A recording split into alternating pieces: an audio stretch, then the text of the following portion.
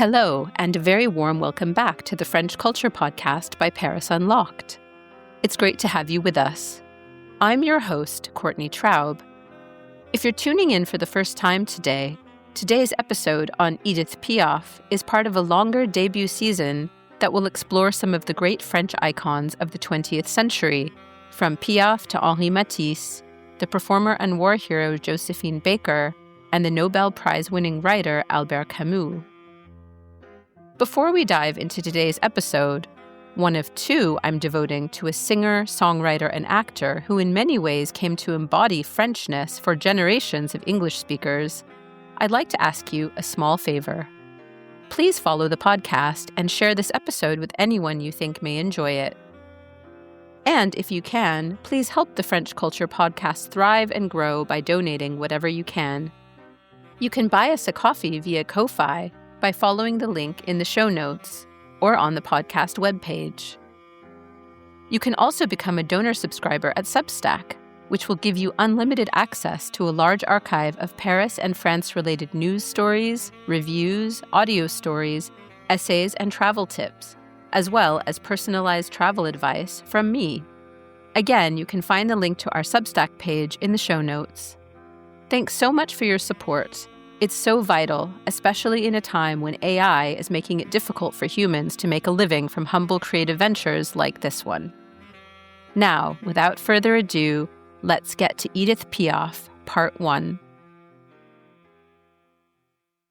On October 30th, 1947, Edith Piaf made her New York City debut at the Playhouse in Manhattan, accompanied by 9 male background performers she called her compagnons de la chanson, her companions in song. By the 1940s, her career had risen to new heights in France and Europe. She'd released multiple albums and hit singles, and was now performing in prestigious Parisian venues like the Olympia. The audiences there were regularly dotted with celebrities, actors, artists, and politicians.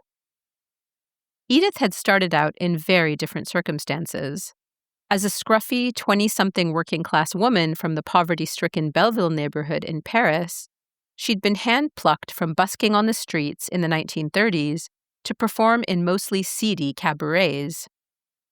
Back then, she performed as La Môme Piaf, or the Kid Piaf, the French slang word piaf suggesting a frail sparrow with a powerful song.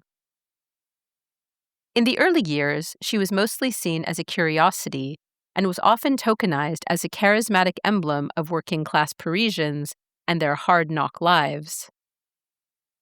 The fact that she openly associated with dubious characters, such as pimps from Paris's seedy Pigalle district and nightclub owners with possible ties to crime rings, only reinforced the perception that she was a street urchin whose remarkable voice had gotten her out of hell. In just a few years, she was rebaptized as Edith Piaf and would soon be embraced as a national French treasure, no longer considered a marginal figure to be gawked at and pitied. The playwright and poet Jean Cocteau, a lifelong friend, called her a genius, and in his introduction to Edith Piaf's 1958 autobiography, Wheel of Fortune, Cocteau changed the bird metaphor to transform Piaf the sparrow into a soaring nightingale. Quote, "Have you ever heard the nightingale?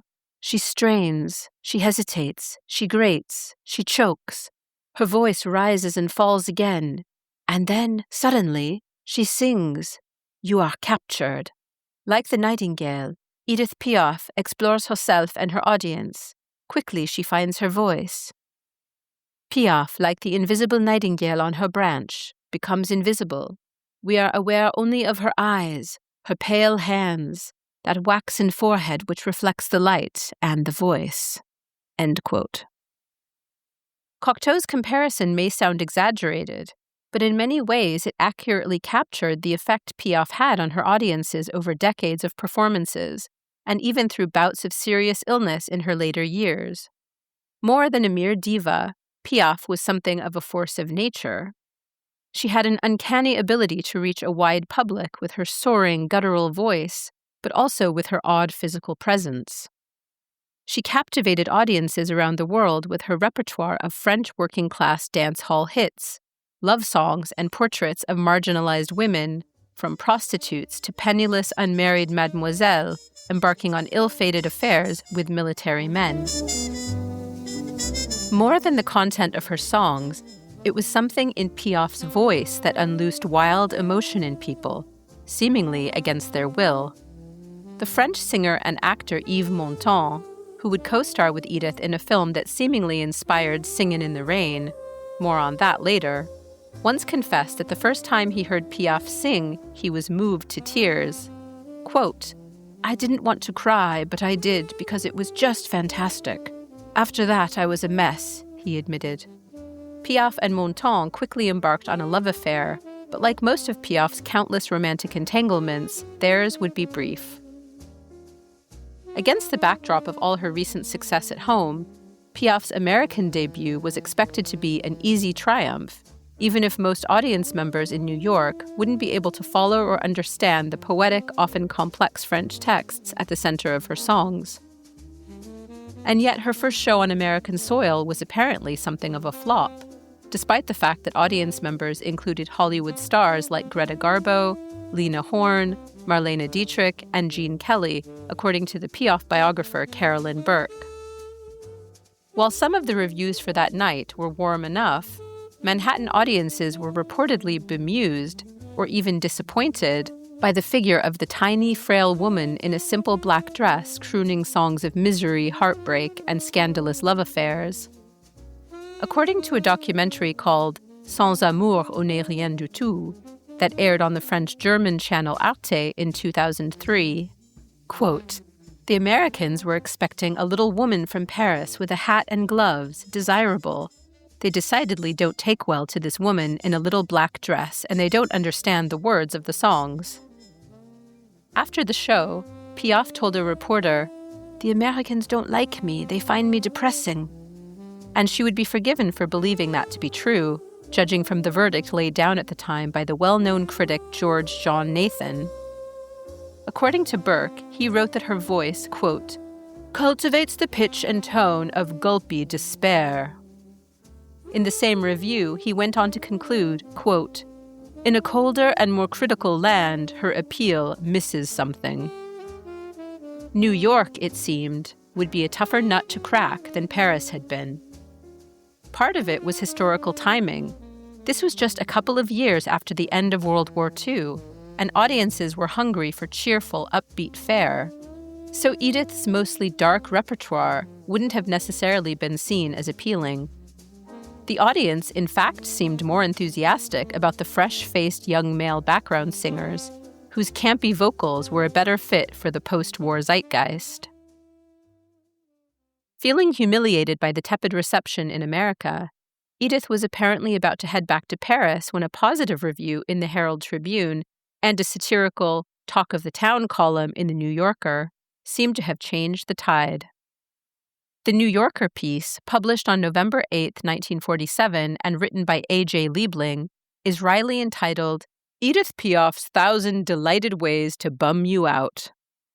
It initially appears to take a shot at the singer, but pretty quickly we gather that it's in fact lovingly satirizing Piaf, while expressing mild irritation with an American tendency towards superficiality and empty optimism.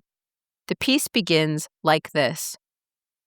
"One of our men, who used to admire Edith Piaf, the tiny French singer, in Paris in 1939, was afraid that she might have brightened up her repertory for her engagement at the Playhouse here, on the theory that Americans demand optimism. He was so concerned that he went over to the Hotel Ambassador to see her before he took a chance on going to the show to hear her. Said he wanted to remember her in all her pristine gloom and not be disillusioned." A bit later, our man sent to review the show comes back with a glowing review reporting that Piaf had not, in fact, compromised her repertoire. Quote, "The best number she did," he said, "was where an accordionist goes off to the war and gets killed. His sweetheart listens to the music of another accordion and goes nuts. Then there is one about a woman tourist who has one big night with a sailor in a port where the ship stops, and the sailor goes off on another ship and gets drowned. For an encore, she sang that old honey about the woman who falls in love with a Foreign Legion soldier. She hasn't even had time to learn his name, and he gets killed, and they bury him under the warm sand. I haven't had such a good time in years." End quote. After these two warmer reviews appeared, Edith was offered an 8-week solo engagement at the prestigious Versailles Club on East 50th Street. At subsequent shows, more celebrities, from Judy Garland to Joe DiMaggio and Ginger Rogers, showed up. Also present at many of these performances was Marcel Cerdan, the French-Moroccan boxer who Edith believed to be the great love of her life, and who would tragically die in a plane crash in 1949 while coming to visit Edith in New York. Another important relationship that Piaf forged during this time was with the exiled German film star Marlene Dietrich, who visited her backstage after one of her shows. They ended up becoming lifelong friends, and Dietrich was even her maid of honor during her 1952 marriage to Jacques Pils. While some have speculated that the two were romantically involved on account of Dietrich's open bisexuality, this isn't something that can really be verified, and I found very scant evidence that this was true. It's more likely that they had a passionate but platonic friendship. One memorable emblem of their friendship, aside from striking black and white photos showing Dietrich towering over Piaf and kissing her on the cheek, or helping her repair a shoe on her wedding day, was the golden cross set with emeralds that Marlene gave Edith after the death of Marcel Cerdan. Edith reportedly wore it for the rest of her life, and some claim she was buried with it. But back to the New York years. After Edith's lukewarm reception at the Playhouse, Dietrich reportedly helped her learn English, and with the encouragement of her new friend and English lessons taken at Columbia University, Piaf gained some confidence. She started to introduce and perform songs to American audiences in English, including a translated version of La Vie en Rose. That song, composed in 1945 by the pianist Louis Guy, with original lyrics written by Piaf herself, was such a departure from her usual subject matter of tragic love, of marginal and vagrant characters living on the edges of polite society, that her longtime composer and friend, Marguerite Monod, apparently refused Piaf's offer to write the music for it, believing it to be insipid. And while it's one of her most popular songs, I tend to agree that it's a touch insipid and saccharine. But never mind. Since La Vie en Rose was released by Piaf as a single in 1947, countless different versions of the song were recorded in English, including by Louis Armstrong, Bing Crosby, and Grace Jones. Yes, you heard me correctly, that Grace Jones. Piaf was also invited onto the Ed Sullivan Show to perform her hit song and others. It seems that she'd found a way to conquer American hearts and minds, by speaking to them in their own language and in the general public's preferred emotional vernacular of the time, soaring optimism and romanticism. As the cultural historian David Loosley argues, she didn't translate her songs so much as she adapted her repertoire to better suit American tastes. Quote, "Her best-known standards in the English-speaking world are, with few exceptions, those with the least national specificity." In other words, the Piaf known by the French was not the Piaf that exported herself. I wanted to open with this particular moment in Piaf's career to drive home the fact that Piaf was a master of adaptation. Her greatest charismatic gift, aside from inspiring passionate emotion in her audiences, was her ability to tightly craft, then control, her own image and mythology. This is one of the reasons why attempting anything biographical around her is so difficult. It feels like a struggle to push beyond the familiar caricatures and myths, including those that Edith herself encouraged and perpetuated. It can feel hard to resist framing her rich and chaotic life as a familiar rags-to-riches story punctuated by passionate love and tragedy, which is largely the strategy taken in the 2007 film La Môme, starring Marion Cotillard and directed by Olivier Dahan. It was released in English-speaking countries with the title La Vie en Rose, referring to a song that in fact very poorly reflects Piaf's life and personality. After all was not roses, perfectly companionate love and contentment in Piaf's life. In fact, while love was a lifelong obsession, the first line of her autobiography, Ma vie, or My Life, published posthumously in 1964, starts with this heartbreaking assertion: "Love has always escaped me." She was, from all counts, terribly insecure, having been abandoned by her parents as a young child, and her search for an adult love that might compensate for that abandonment could be described as manic. She was also well aware of her own weaknesses and foibles when it came to choosing partners, and her own seeming inability to stay the course. But I'm going to stop with this angle, because to focus mostly on her love relationships is to repeat a tired compulsion to talk about extraordinary women, mostly in relation to the men in their lives, something I really don't wish to do here.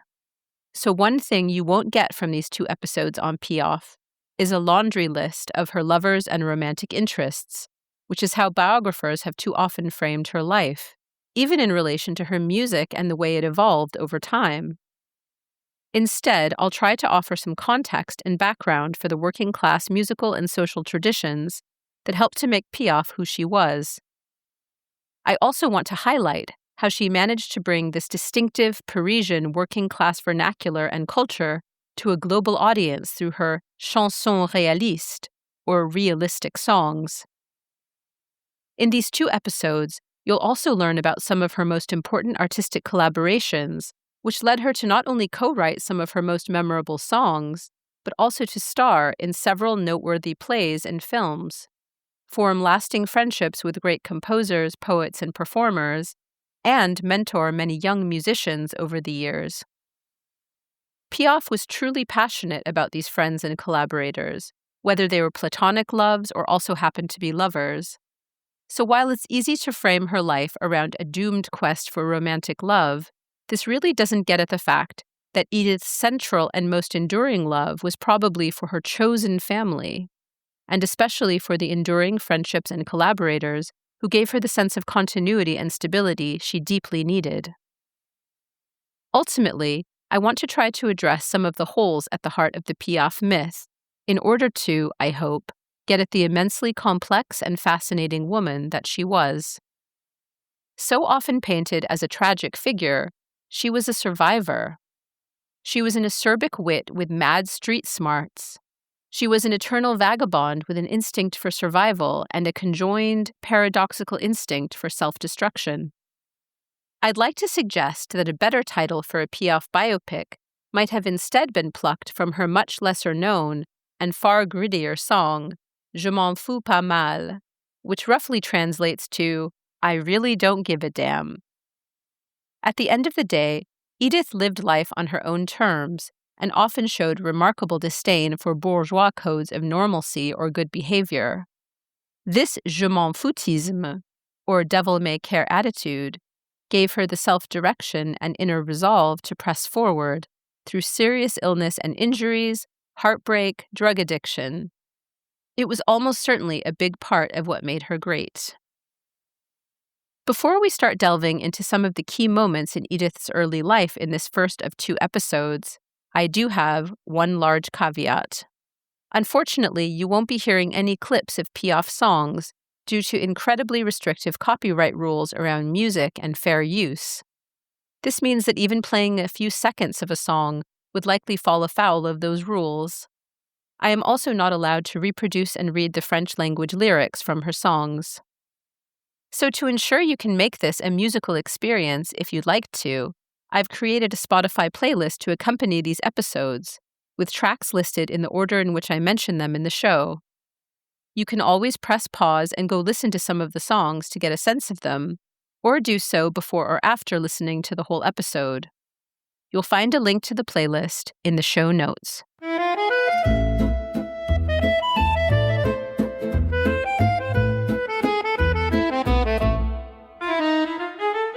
Edith Giovanna Gassion was born on December 19, 1915.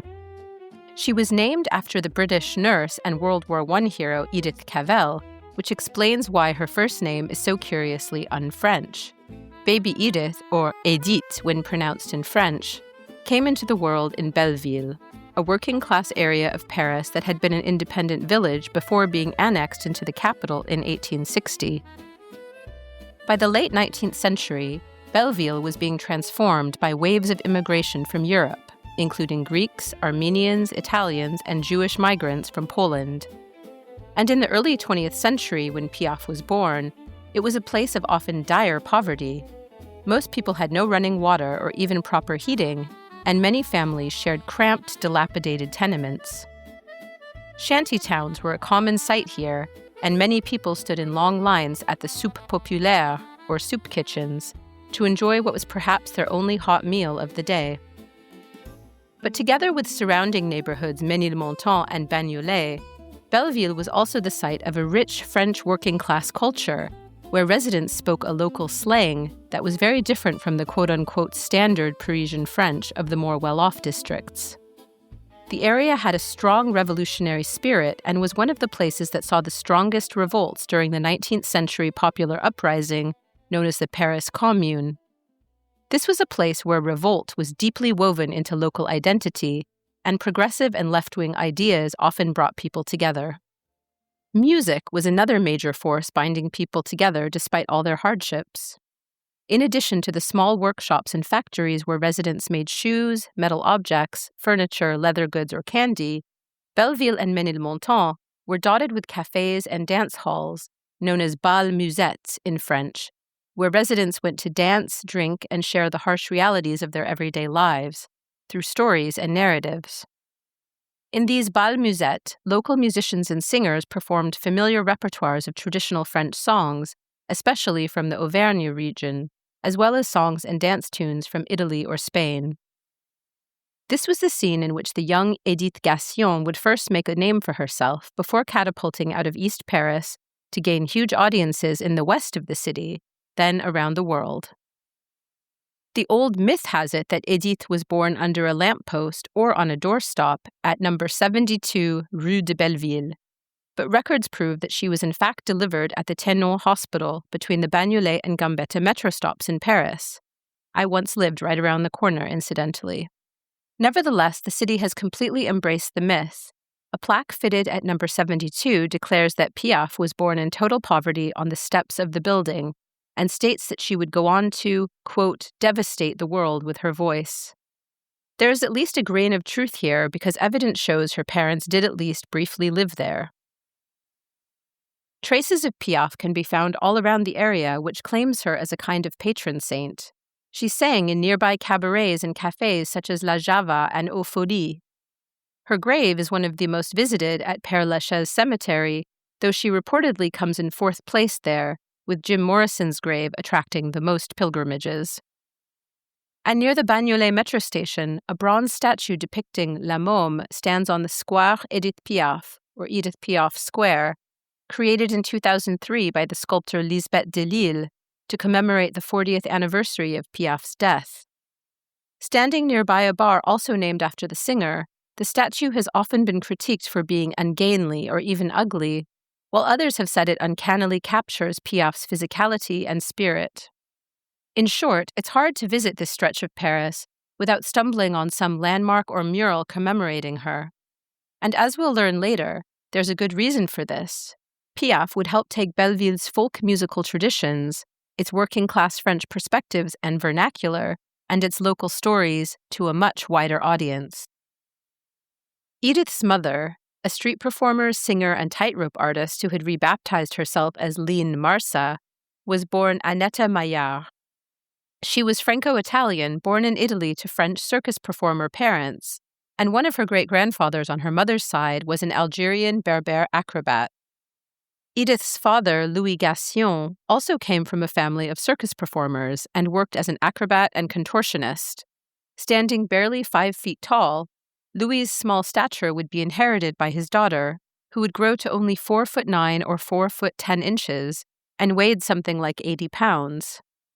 While these may seem like trite details, the weird disconnect between Edith's diminutive, fragile frame and the sheer power of her voice was clearly one of the reasons why audiences found her live performances so moving, to the point of being emotionally overwhelming. From all accounts, Edith's early childhood was marked by terrible poverty and neglect. Her mother, who was fairly well known locally for her own remarkable singing voice and who performed regularly on the streets of Belleville, was more enthusiastic about music, alcohol, and drugs than about her baby daughter. According to Edith's own account, her mother abandoned her at only 2 months old, leaving her with her maternal grandmother, Emma, also known as Aisha. But when Edith's father returned from fighting in World War II, he found his daughter malnourished and in poor health, according to Carolyn Burke. He quickly shuttled her to a small town in Normandy, leaving her in the care of his own mother so he could continue pursuing his itinerant life as a performer. But while Edith was fed and clothed by her paternal grandmother, Léontine Gassion, Burke says there was little evidence she received any real love or affection from her. And Léontine, who was known locally in the small town of Bernay as Mamantine, was also the manager of a brothel, which means Edith spent several years as a young child surrounded by prostitution as a daily reality. She would later say that it was there she learned that if a man held his hand out to a woman, she was obliged to accept his sexual invitation. Edith apparently enjoyed the affectionate doting of the young women employed at the brothel, especially those who had been forcefully separated from their own children. According to a former cleaner who worked at the brothel and was interviewed in the Arte documentary I mentioned earlier, these filles de joie, or joy girls, would play with Edith, comb her hair, and watch with amazement while she climbed on the table and sang to them.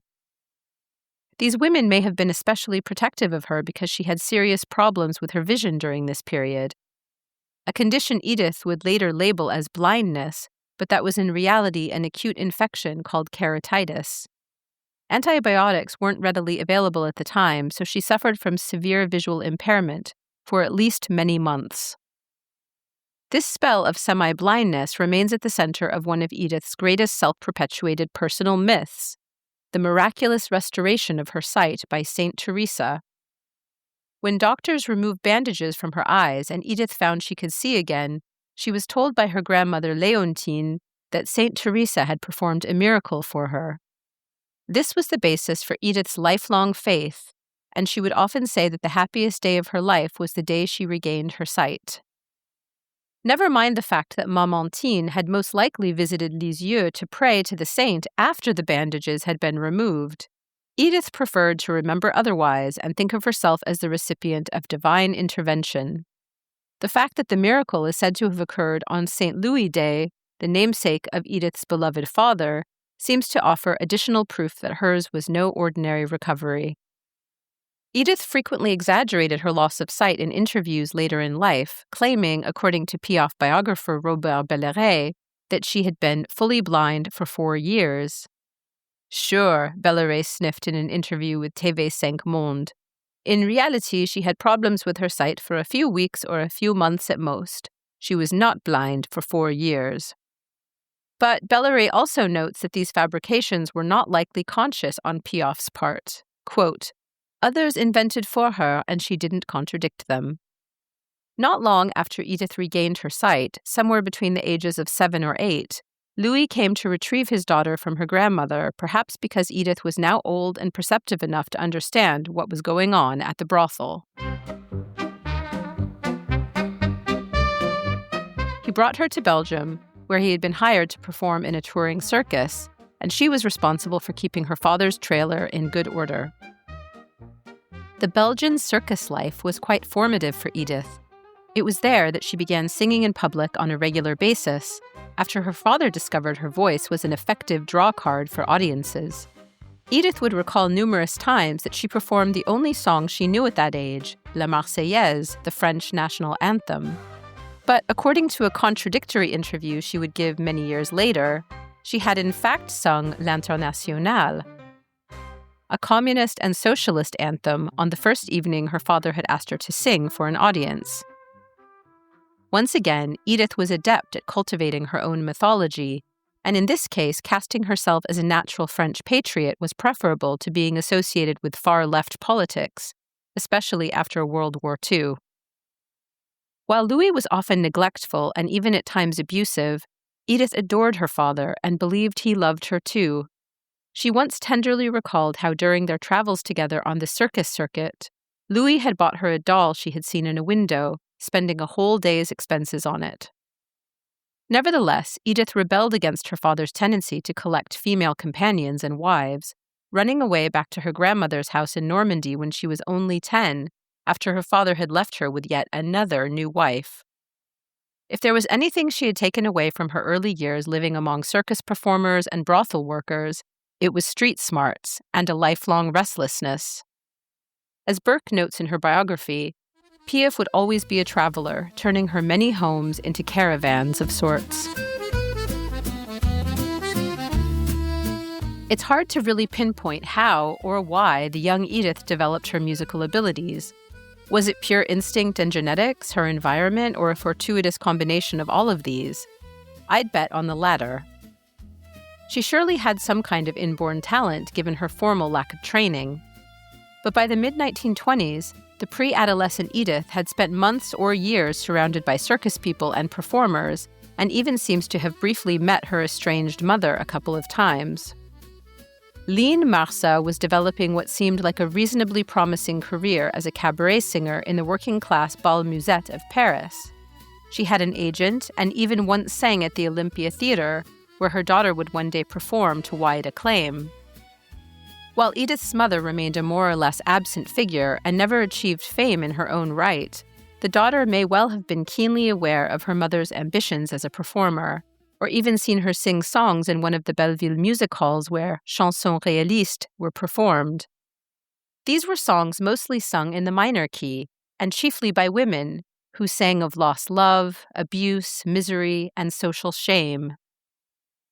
I don't want to get too academic here, but to understand Piaf and the musical tradition she came up in, I think it's important to offer a bit of context about the Parisian scene at the time. According to the cultural historian David Loosely, popular music in 1920s and 1930s France centered around three sorts of venues: the commercial music hall, the cabaret, and the street. Music halls, such as the Folies Bergère, offered glitzy and often bawdy revues catering to middle-class audiences, and featured performers such as Josephine Baker and Maurice Chevalier.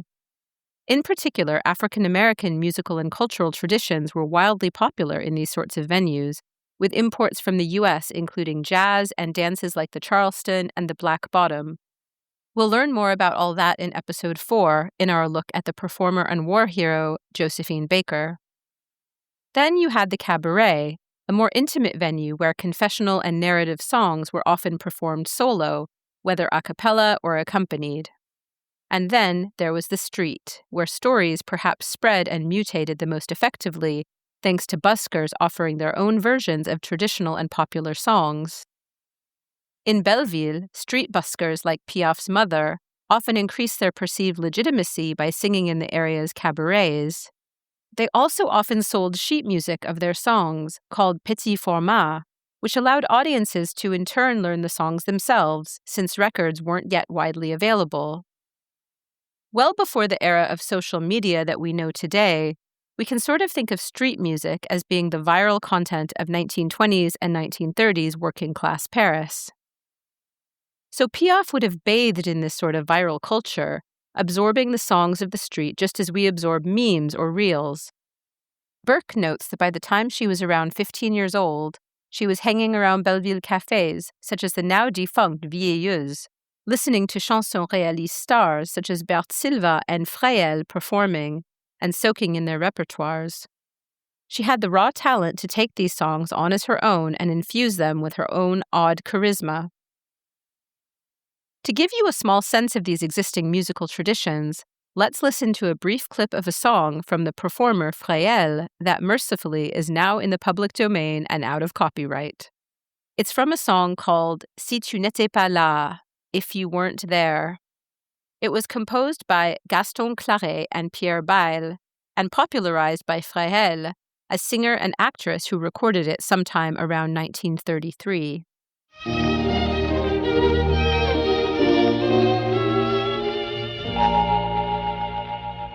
Si tu n'étais pas là, comment pourrais-je vivre?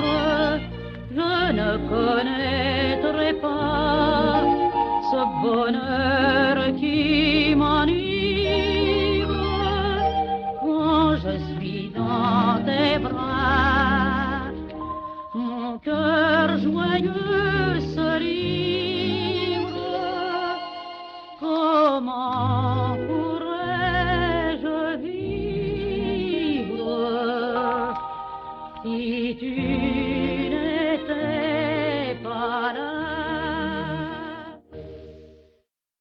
As Loosely points out, young Edith began her own career at a time when it was becoming more common to identify a song through its most popular performers, rather than by their composers and lyricists, something that would be hugely important in making Edith Piaf possible.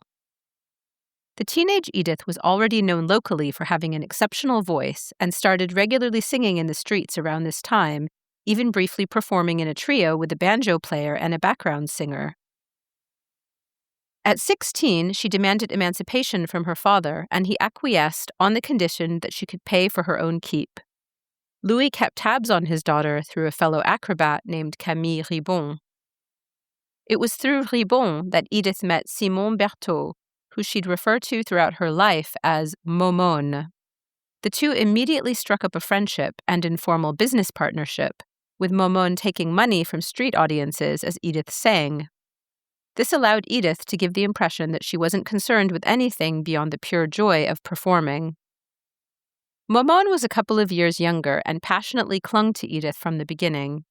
But she was more or less a bad influence, so much so that Edith would later refer to her as her mauvais génie or bad genie, seeing in her something a bit demonic.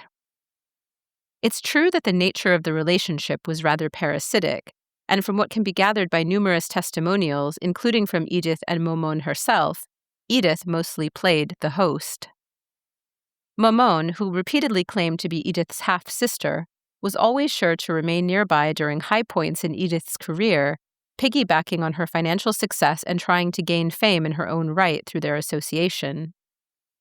She also wouldn't hesitate to trash-talk Edith in the press during their inevitable fallings out, and Momone wrote a book about Piaf in 1972 that professed to be a posthumous tell-all, divulging all kinds of seamy details about Edith's love life, personality, and personal failures. I haven't myself read it, but many who have say it's hard to parse out the factual from the sensationalist. In the early years of the friendship, Edith and Momone were two teenagers from Belleville who reportedly slept in damp cellars and took turns fighting off rats. At some point, they managed to find more permanent lodging at a shabby hotel called the Hôtel de l'Avenir, or the Hotel of the Future, and moved around Paris with their busking act, including in tonier areas like the Champs-Élysées district. Edith also sometimes performed in army barracks around the city, with Momone accompanying the music with acrobatics.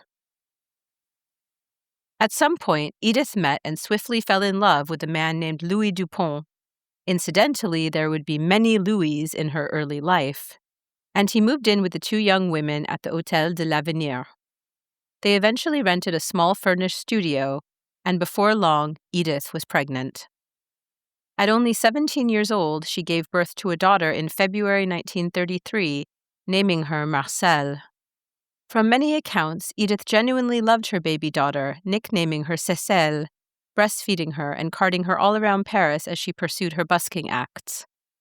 But domestic bliss with the man Edith called Petit Louis, or Little Louis, wouldn't last if it had ever existed at all. Edith had an affair with a soldier, and she soon decided to leave Louis. Soon after, in around 1933, she began exploring the cabaret scene in Montmartre and Pigalle, which was notorious for its bawdy clubs. These were often hotspots for what was a vibrant gay and lesbian scene at the time. She was offered a regular slot performing at a lesbian club called Lulu's, and moved in with Momone and baby Cécile to Pigalle. Lulu's was, according to numerous sources, a venue that was crawling with male and female prostitutes, gang members, and pimps, and Edith seems to have had her finances controlled by one or more of the petty criminals that ruled the streets of Pigalle. Still, it was here that she began to build her repertoire of chansons réalistes, laying the foundations for her later success. While Piaf apparently did love her daughter, she ended up repeating some of the terrible neglect she had suffered as a child, which I find to be a heartbreaking fact. She reportedly left the baby in the hotel room alone for long hours during the day, and probably even at night when she performed. One night, she returned back to her room to be told by the hotel owner that Louis, the baby's father, had taken Cécile. He gave her an ultimatum: come home or he'd keep the baby. She declined to return to Belleville, but sent money for Louis to care for Cécile. In summer 1935, 2-year-old Cécile fell ill with a serious case of meningitis. She was hospitalized, and doctors attempted a procedure to save her, but the toddler died in early July, a day after Edith rushed to her bedside. Edith would later recount that she didn't have the money to pay for her daughter's burial, so out of desperation, she accepted the advances of a man who took her to be a prostitute. But when she broke down in tears and explained to him what had happened, she claimed, he gave her the money without going through with any sexual act. Later on, it emerged that a ghostwriter who had helped her to write her autobiography had likely encouraged her to tell the story this particular way. She agreed, saying his version sounded more moral. While there's plenty of evidence suggesting that Edith was devastated by the death of her daughter, and Piaf once referred to her in an interview as her guardian angel, Momon claimed in her own tell-all book on Piaf that while it was one of the worst times they'd ever been through, the suffering didn't last long. According to her, they swiftly left the past behind. To avoid the fate of her parents, who never achieved more than moderate and local success as performers, Edith needed to find a way to move away from the working-class dance halls of Belleville and the seedy cabarets of Pigalle, where she'd first tested her powers. She and Momon started making a point of busking more often in what Parisians call les beaux quartiers, the beautiful neighborhoods. One day in late 1935, they set up to perform around the Arc de Triomphe, the triumphal arch at the head of the Champs-Élysées. As Edith crooned a song about un petit moineau, literally a little sparrow, but the song was actually about an impoverished prostitute whose hard luck would never end, she was approached by a large, smartly dressed man with silver hair. He admonished her for singing in the streets, saying it would ruin her voice, then invited her to come audition at his nearby club, Le Guerny's. A few days later, Edith showed up for the audition, apparently looking more like a dejected working-class girl than a glamorous diva, with her greasy black bangs and shabby skirt. Nevertheless, he asked her to start at the club later that month, offering a modest salary that probably felt like a lot to Edith. The man who'd found her on the streets, Louis Leplay, may have seemed to represent a step upwards to Le Beau Quartier, but he had in fact come out of Pigalle himself, having performed in drag shows at the gay bar Liberté, and then managing another club in Montmartre that was notorious for its connections to petty criminals and gangs. According to Louis Dupont, the father of Edith's lost child, see, I told you there were a lot of Louis, Leplay was an unsavory character who used Le Guerny's club as a cover for peddling drugs and running a prostitution ring. In the same interview, Dupont claims that Leplay may not have even found Edith by chance, saying she had become a well-known figure in Pigalle and that he may have approached her on the urging of one of Edith's lovers, a local thug called Pierre. In his account, Pierre was essentially Edith's pimp, taking the bulk of her earnings from singing in exchange for his so-called protection. It's impossible to know whether Dupont's claims have any truth to them or are the theories of a bitterly spurned lover, but irrespective, Edith adored Louis Leplay and genuinely believed he had her best interests in mind. She often called him Papa Louis, as if he stood in for her own father, and credited him with giving her the boost she needed to really begin her career. She also confided in him, including about the devastating loss of her daughter. The latest Louis in her life told her that she'd need to clean up her image, eventually introducing the simple black dress that she'd perform in for the rest of her life. She'd also need to settle on a stage name. Miss Edith, as she'd sometimes called herself, wouldn't cut it. Nor would Denise J. or Tanya. Louis Leplay settled on La Môme Piaf, with Piaf again being local slang for a little sparrow. When she premiered at Le Guerny's in October 1935, she appeared on the stage, seized by stage fright, and astonished audiences with a rendition of Le Môme de la Cloche. This was a standard in the chanson réaliste repertoire, and yet another song that tells the story of impoverished young women who roamed the streets and turned to prostitution out of desperation. Maurice Chevalier, who was in the audience that night, jumped up from his seat and said, "That kid sings straight from the guts," according to Burke. But as David Brett notes in his own interview-based biography of Piaf, Performing that song would do little to change Piaf's existing reputation as a dubiously immoral kid from the roughest parts of town. Still, her regular spot at Guerny's was getting her on the map. Her notoriety began to spread, and her performances were covered in various French media outlets. In December 1935, she recorded her first short album at the Polydor recording studio in Paris, aided by a new friend and radio presenter named Jacques Canetti. He chose two songs, Le Môme de la Cloche and L'étranger, a love song about a woman who falls in love with an errant soldier. In 1936, Piaf appeared in a little-remembered film called La Garçonne, based on a novel about a middle-class woman seeking sexual adventure in the lesbian nightclubs of Pigalle, similar to the one Piaf had performed in early on. A clip is available on YouTube if you're interested. You'll find the link in the show notes, as always. In Piaf's cameo, she almost cuts the figure of a boyish little girl, with her square bob and bangs, silken pajamas, and casual silk scarf. The camera zooms in on her face as she belts part of a song called Quand même, which proclaims her rejection of bourgeois normality in favor of a life of sensual pleasure and vice, from sex to drugs. Beautiful femme women are luxuriantly draped on chairs or on the floor nearby her, and gaze up at her with seeming admiration or even desire as Edith sings. Again, I can only include my translation of the lyrics from the song, since the French lyrics remain in copyright. I don't give a damn about everyday happiness. Virtue is only weakness that sees its end in heaven. I prefer the promise of artificial paradise. Performing at Guerny's had given Edith a stable gig and gained her a much greater notoriety than she'd previously known. But all that would be violently disrupted in April 1936, when Louis Leplay was murdered, fatally shot by 4 men in his apartment. Leplay's cleaner, Thérèse, was present and seems to have witnessed the crime, at least in part. Rumors swirled about Leplay's connections to organized crime and prostitution, and the media seized on the affair as sensationalist fodder. Not only was Piaf devastated by the loss of a mentor and new father figure, she was also a person of interest to the police. Perhaps suspecting that one of her shady boyfriends from Pigalle may have been involved, the police interviewed Edith alongside everyone who was associated with Guerny's. The scandal spread across Paris, and so did the rumors and insinuations that Piaf might be an accessory to the crime. A headline in Detective magazine read Les Quatre Tueurs, or The Four Killers, and misleadingly showed a photo of Piaf and 3 other female mourners at Leplay's funeral. Piaf was interviewed, some would say harassed, by local tabloids like the long-standing Parisian rag Voici. This was despite the fact that Edith had a verifiable alibi and had been let go by the police.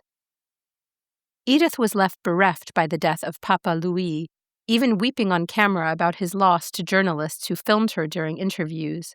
The scandal generated by Leplay's murder, and the Parisian press's gleeful speculation about La Môme Piaf's potential involvement, may have seemed to Edith like a fatal blow to her fledgling career.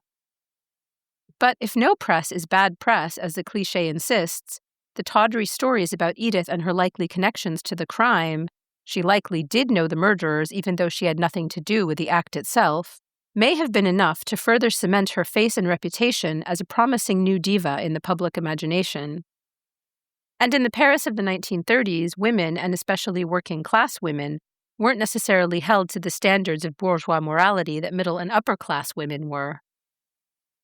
I'll attempt an analogy here. Just as scandals such as leaked sex tapes no longer spell the death of female celebrities' careers in the 21st century, and are sometimes even the foundation of that celebrity, the fact that Edith may have known Leplay's murderers only made her seem more alluring to a modern public hungry for scandal and titillation. And club owners were soliciting her with offers to come sing at their bars, hoping to get in on the frenzy. Still, the loss of Piaf's mentor and her stable gig at Guerny's did feel like a big step backward. In fact, she found herself back in Pigalle, again looking for work. She found it at a drag bar on the Place Pigalle called Chez Odette, where a young guy named Bruno Cocatrix hired her for a 2-month stint. Cocatrix would become a lifelong friend and later came to own the Olympia, where Piaf would deliver some of her most memorable performances, as mentioned earlier. At Odette's, according to Burke, Edith was making less than half of what she had been at Le Guerney's under Louis Le Play. And the audiences seemed most interested in gawking at the notorious woman that the press had spun as being at the center of the Le Play murder. She would not renew her contract there, instead going to sing at an even seedier Pigalle bar called L'Ange Rouge, notorious for its ties to Corsican gangsters. But she would soon vow to cut all her ties with this sort of crowd, determined to keep all her own dough and ditch her seedy handlers, according to Burke. In the spring of 1936, Edith ventured out of Pigalle to join a company called La Jeune Chanson, or the Young Singers, a group that toured across France and parts of Europe and even performed for the Tour de France bike race that summer.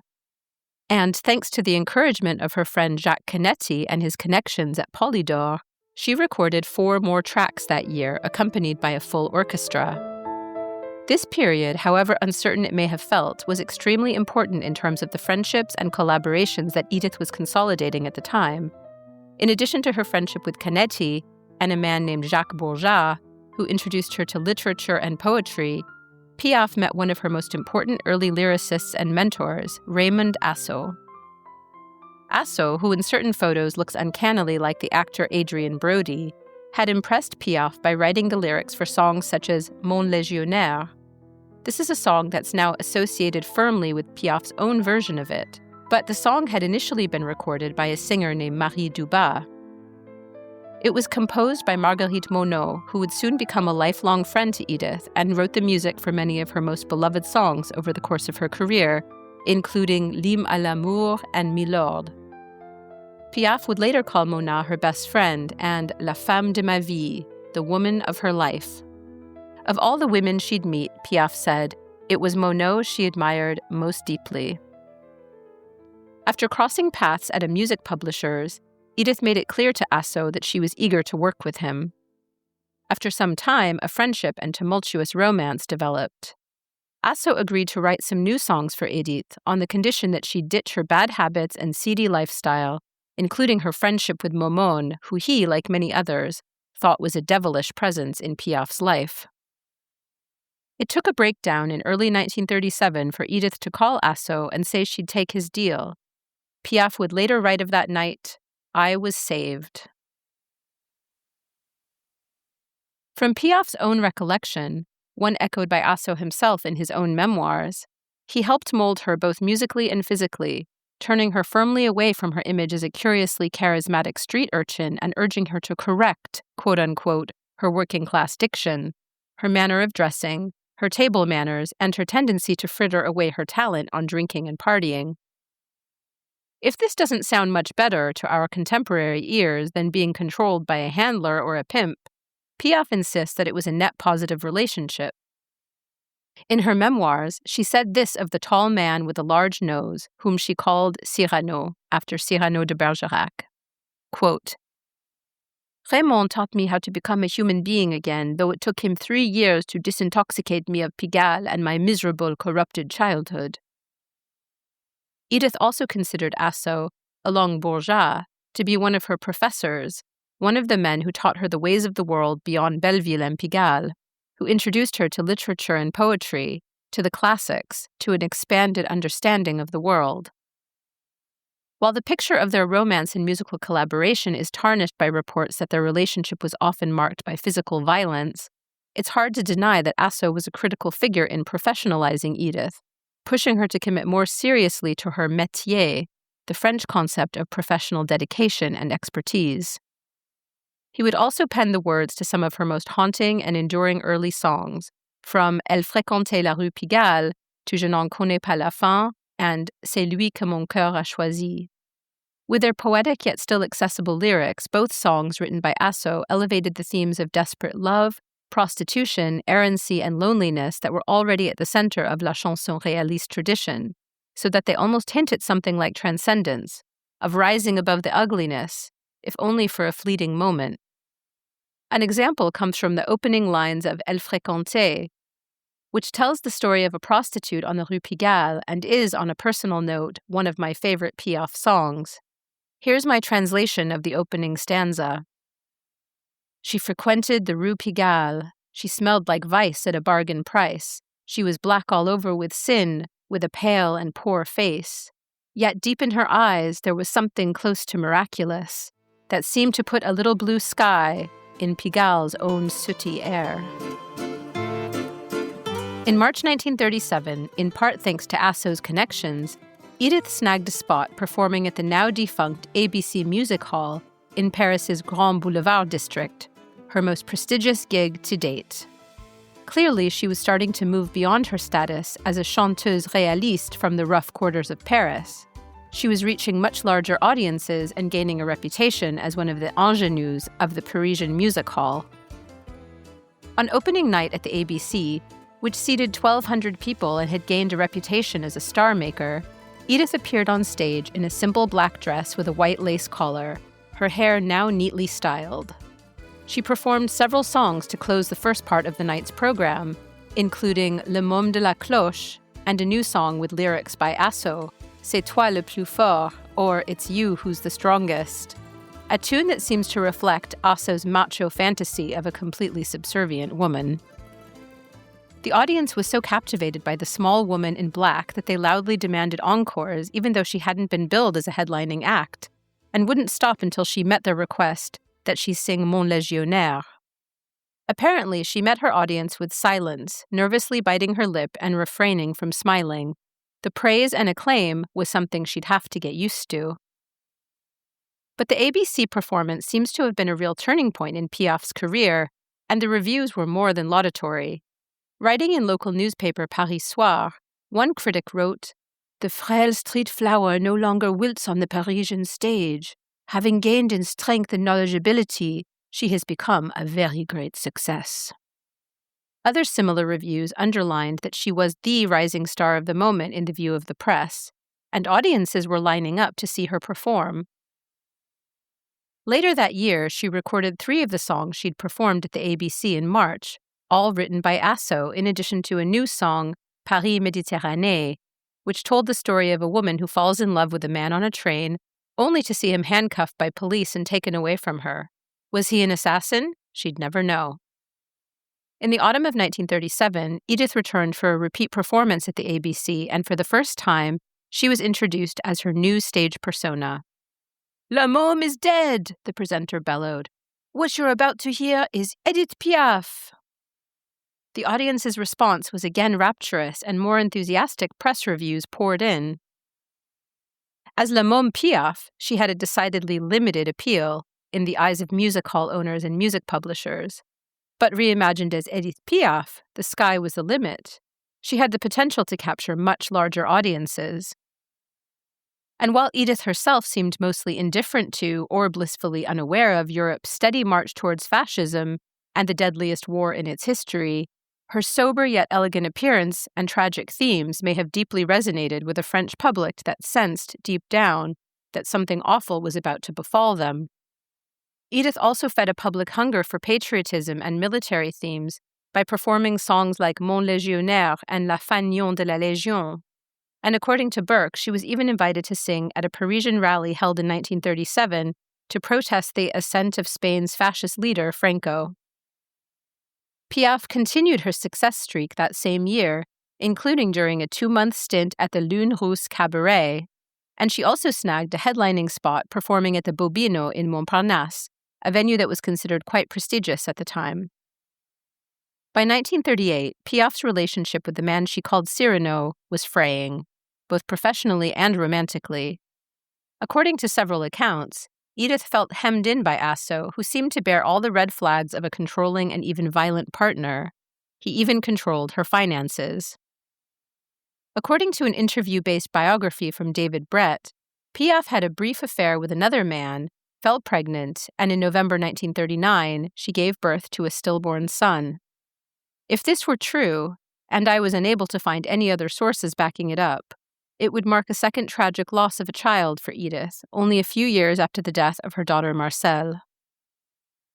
In August 1939, Asso was mobilized to serve in the French military, and by September, Hitler invaded Poland, leading to the outbreak of World War II in September, when both Britain and France declared war on Germany. Europe was about to enter its darkest hour, and Edith Piaf would be transformed by it in various ways.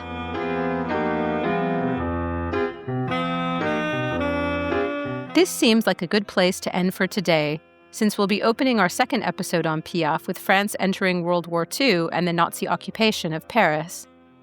In that episode, which I hope you'll join us for, I'll be wading into the debate around whether Piaf was a participant in the French resistance, or in fact a soft collaborationist, before discussing her later years and untimely death. Thanks so much for listening. And if you're interested in digging further into the history I've traced in this episode, you'll find a full list of sources in the show notes. And if you're a Substack subscriber, you'll also see some visuals. This episode was conceived, written, narrated, and edited by me, Courtney Traub, with additional audio editing by Engin Hassan of Edit Fade Warp. Brendan Whalen contributed additional research and script editing. If you liked this episode, please follow this podcast and share it as widely as you can. And as I mentioned at the beginning of this episode, you can also lend your precious support to the French Culture Podcast and to Paris Unlocked by buying us a coffee, or even better, becoming a donor subscriber on Substack. You'll find all the relevant links in the show notes. Until then, au revoir les amis.